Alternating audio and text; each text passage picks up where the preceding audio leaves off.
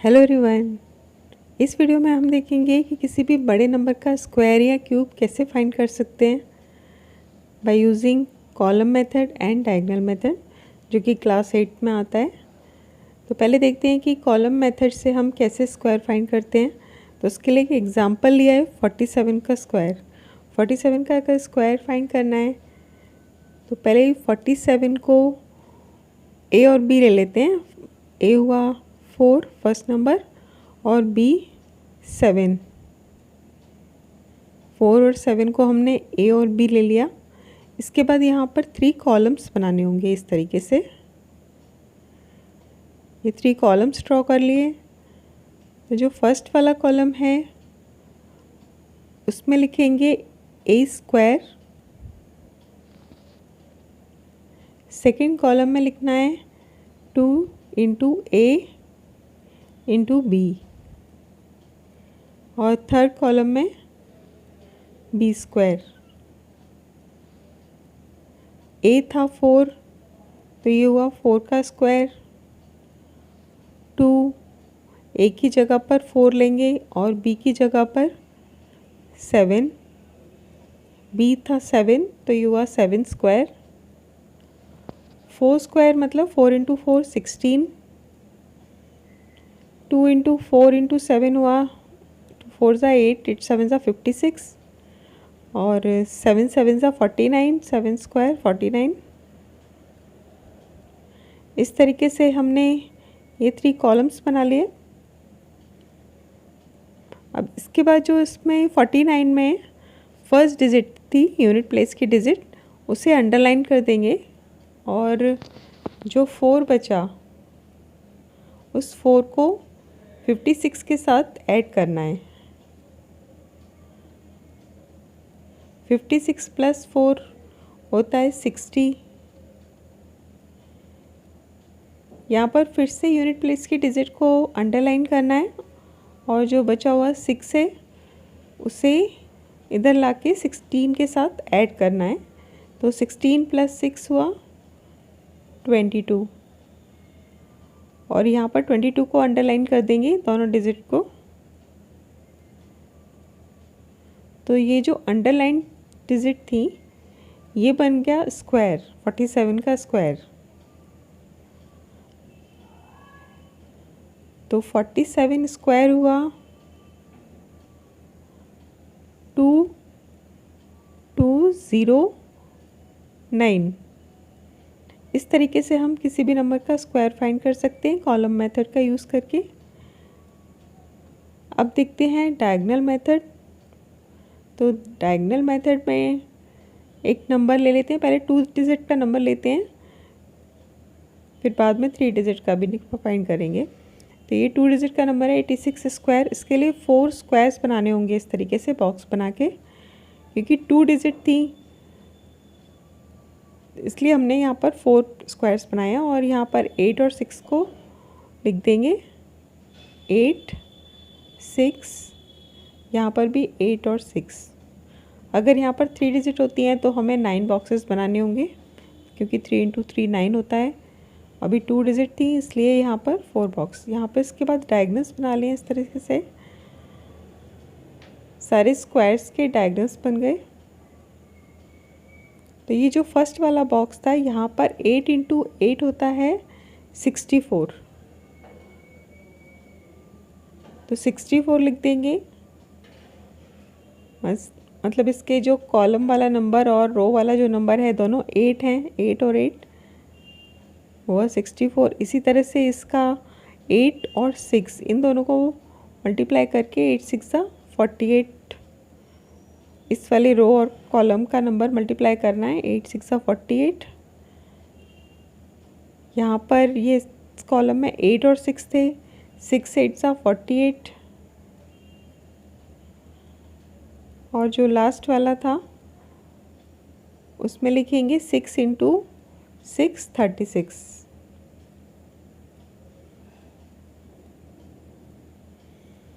इसके बाद जो डायगोनल्स वाले नंबर्स हैं इन्हें हम ऐड करेंगे। ये जो एक डायगोनल में आ रहे हैं उन सबको ऐड करेंगे। जैसे कि यहाँ पर ये जो 6 था इसके साथ कोई दूसरा नंबर नहीं है इस डायगोनल में, तो सिर्फ 6 लिखेंगे। और ये जो सेकंड वाला बन गया डायगोनल, इसके साथ 4 3 बार 4 आ रहा है। 4 + 4 + 4 इनको ऐड करना है। 4 + 4 + 4 हुआ 12, तो इसे 12 लिख देते हैं। यहाँ पर था 8 + 3 + 8, तो ये हुआ 8 + 3 + 8 हुआ 19।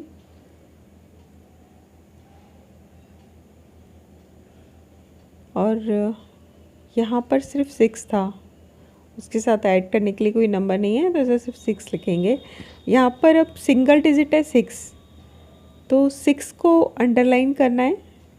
ये जो फर्स्ट वाली डिजिट है 6, उसे अंडरलाइन कर देंगे।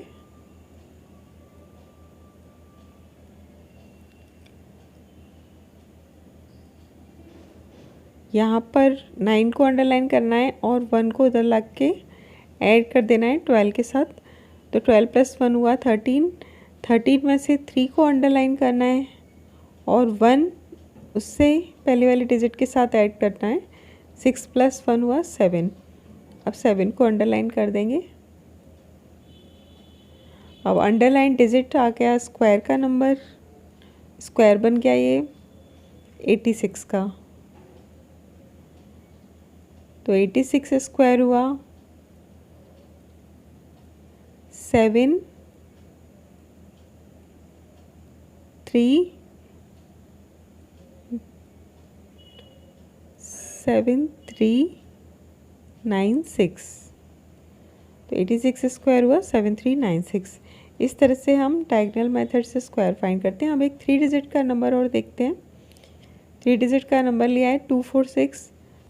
यहाँ पर बॉक्स बनाकर 9 स्क्वायर्स बनाने होंगे और उसमें डायगोनल्स बना लिए इस तरह से और नंबर लिख देंगे 246। यहाँ पर भी 246।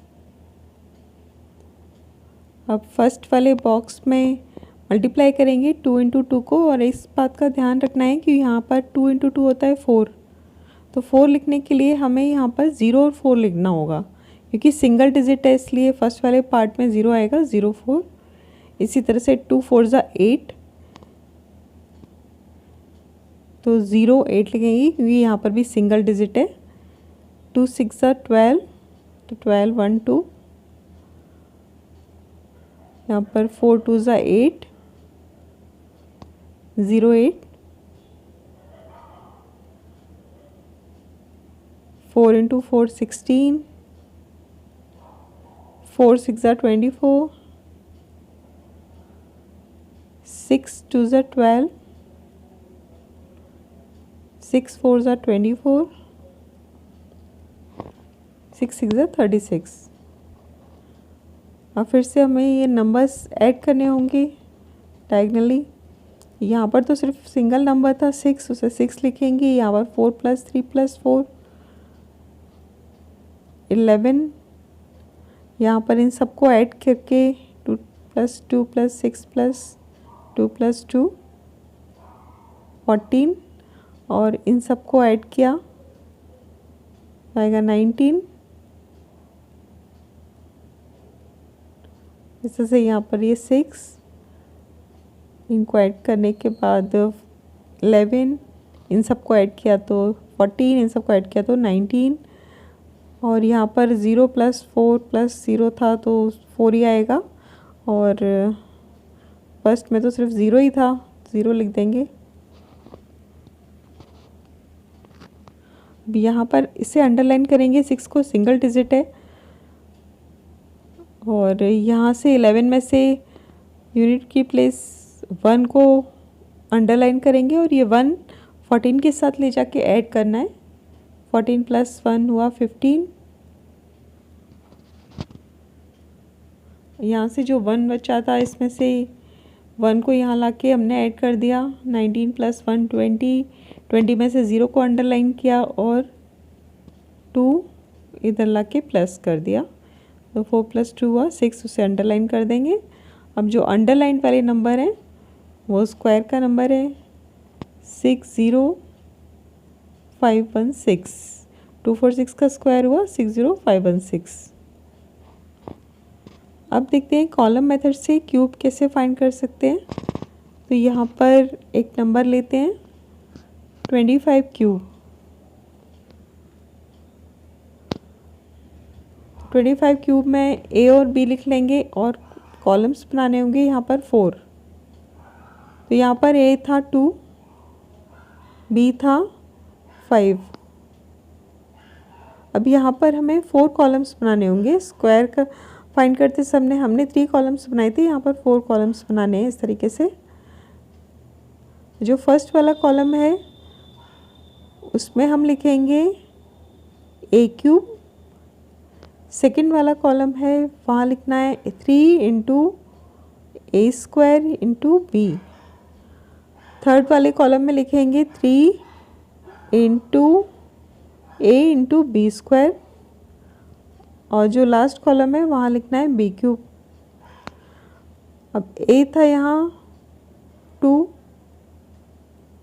वैल्यूज सब्स्टिट्यूट करनी है सारी। a की जगह पर लिखेंगे 2 क्यूब। सेकेंड कॉलम में 3 × a² यानी 2² × 5। यहाँ पर 3 × 2 × 5²। यहाँ पर लिखना है b क्यूब यानी 5 क्यूब। 2 क्यूब मतलब 2 × 2 × 2 8 होता है। यहाँ पर 3 × 2 × 2 4 × 5। यहाँ पर 3 × 2 5 का स्क्वायर होता है 25, तो 25 लिखेंगे। और 5 क्यूब मतलब 3 बार 5 को मल्टीप्लाई करना है। यहाँ पर 8 लिखेंगे। इन तीनों को मल्टीप्लाई किया तो 3 4 = 12, 12 5 = 60, 3 2 = 6, 6 × 25 150 और 5 × 5 × 5 होता है 125। अब फिर से वही करना है, अंडरलाइन करनी होगी यूनिट प्लेट्स की डिजिट। फर्स्ट प्लेस को हमने अंडरलाइन कर दिया 5, 12 इधर लाके प्लस करना है 150 के साथ। 150 + 12 हुआ 165, सॉरी 162। और यहाँ पर 2 को अंडरलाइन करने के बाद जो 16 बचा उसे यहाँ लाके ऐड कर देंगे, तो ये हुआ 76। 6 पे अंडरलाइन करेंगे और 7 उधर 8 के साथ ले जाके ऐड कर देना है।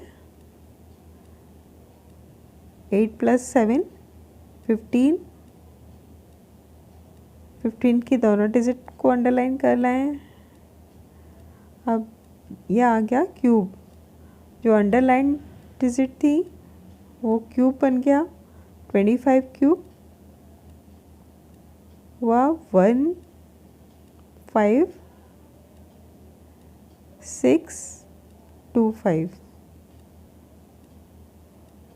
इस तरह से हम किसी भी स्क्वायर या क्यूब को बिना मल्टीप्लाई करे कॉलम और डायगोनल मेथड से फाइंड कर सकते हैं। Thank you.